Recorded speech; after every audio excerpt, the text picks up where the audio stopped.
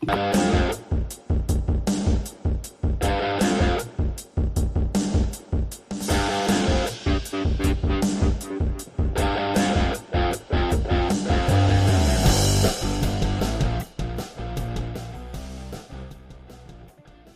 morning, hockey fans. This is Stephen Heisler with HeisHockey.com, the Victorious Hockey Company, and the Junior Hockey Discussion Group on Facebook. You are watching the Junior Hockey Morning Show. Today is Monday, December 4th, 2023. We are on the World Sports Broadcasting Network, WSBN.TV, Facebook, Twitter, YouTube. Hope that you guys enjoyed your week. Sorry that last week I was completely out of commission. Probably shouldn't be doing this show either, but that's all right. Try to knock it out, get back into regular rotation of things this week. What is the best junior league? That is today's topic. That other guy gets a lot of traffic from ranking the leagues every year. He usually does a ranking for Tier 2, Tier 3, Tier 1, and it works out pretty good. The problem with that is the criteria for ranking the leagues. There are too many round pegs in comparison to square holes. What does that mean? It is impossible to rank leagues in this fashion based on limited criteria.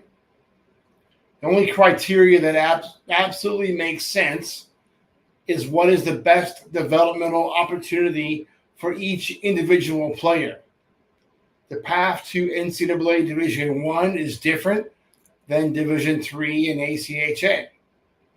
As an advisory company, we identify players that have exceptional educational records and display outstanding character. Simply said, without those first two in place, doesn't really matter what kind of hockey player he is. I don't care if he put up 100 points in AAA.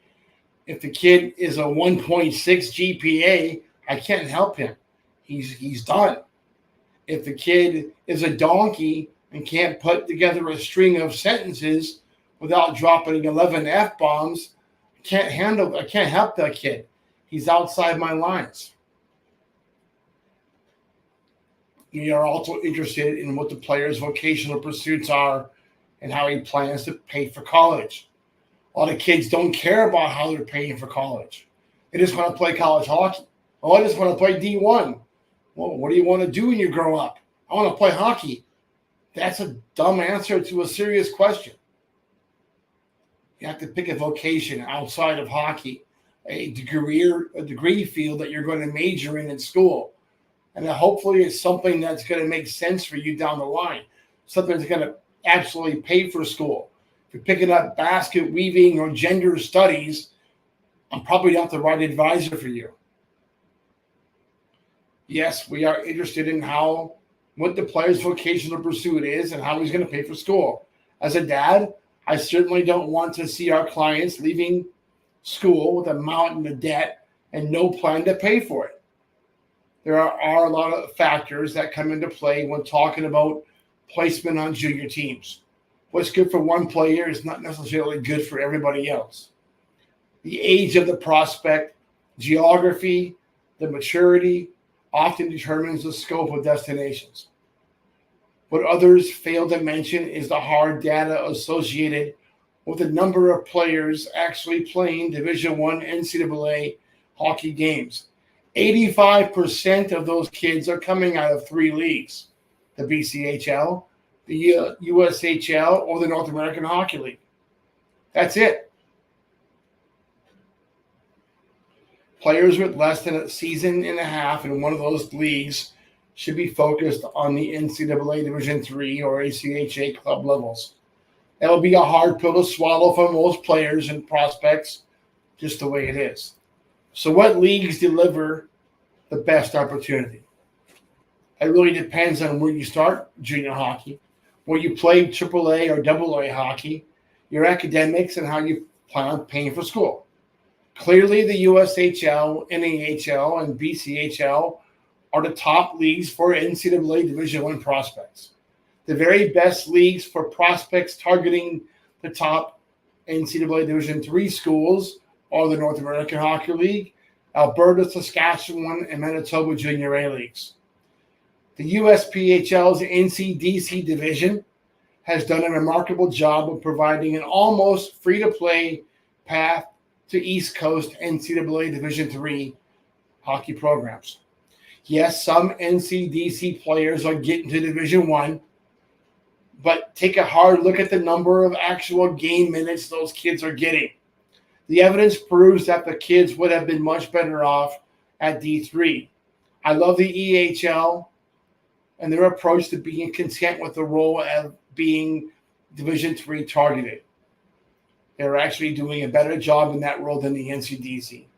The remaining Canadian Junior A leagues also fall into the Division III talent pool and remain a good developmental option for players targeting that level of collegiate play.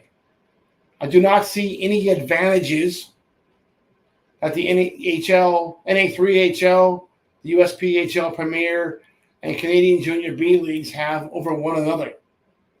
Families need to consider personal factors such as geography, cost, and targeted schools when making those decisions. First-year junior players need to find a pathway to the targeted level of college hockey. If able to crack an NAHL, BCHL, or USHL roster, awesome. Great job. At the same time, failing to do so does not mean the end of the dream. For most, the first year of junior hockey after high school provides the perfect time to totally focus on the player's individual game. How that season is approached can easily determine what happens to the rest of the player's career. Players that can flip weaknesses into strengths while enhancing and refining skill sets will find higher level of opportunities quickly. The trick is to secure the right program that is going to nurture that development. You want to see our prospects climbing the ladder of development. In that effort, player agreements between players and teams get altered to allow such movements to go on unrestricted. Month-to-month payments work better than being forced to pay a large sum up front.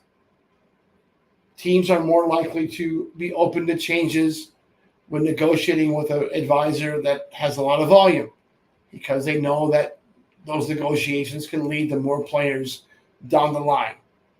There are good and bad operators in every league. That's inevitable. Trying to navigate the pathway between youth and college hockey without a reputable advisor can be very costly. A good advisor will save the family many times more than the annual fee.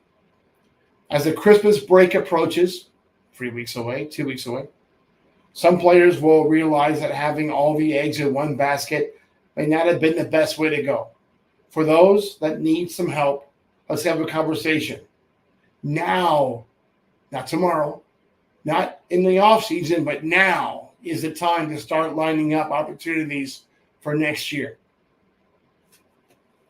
Got through that, Tommy. A little bit of coffee here and there. Until tomorrow, hope that you have a great day in hockey and enjoy your coffee. Now I messed up completely.